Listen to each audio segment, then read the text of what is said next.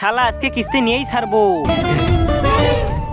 আরে কিস্তির লোক তো দেখি এদিকে আসতেছে, পালাতে হবে তাড়াতাড়ি। বেটা বউ তাড়াতাড়ি লুকাও, কিস্তির লোক আসতেছে। হ্যাঁ কিস্তির লোক, তাহলে আমি খাটের নিচে গেলাম।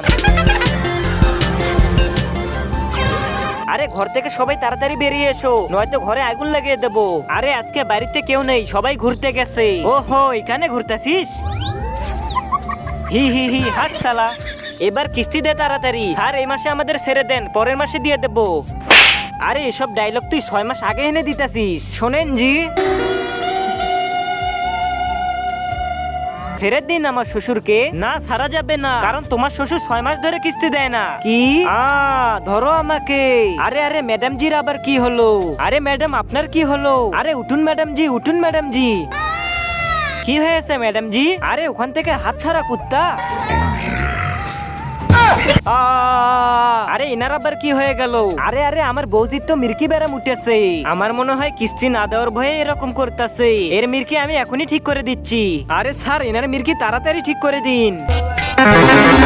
আরে একে জুতা সঙ্গালা মির্কি ঠিক হয়ে যাবে। আরে স্যার জুতা সঙ্গানোর পরেও তো কিচ্ছু হলো না, এখন হবে। কি সঙ্গাবি সঙ্গা কুত্তা, আমি তো এখান থেকে উঠবো না।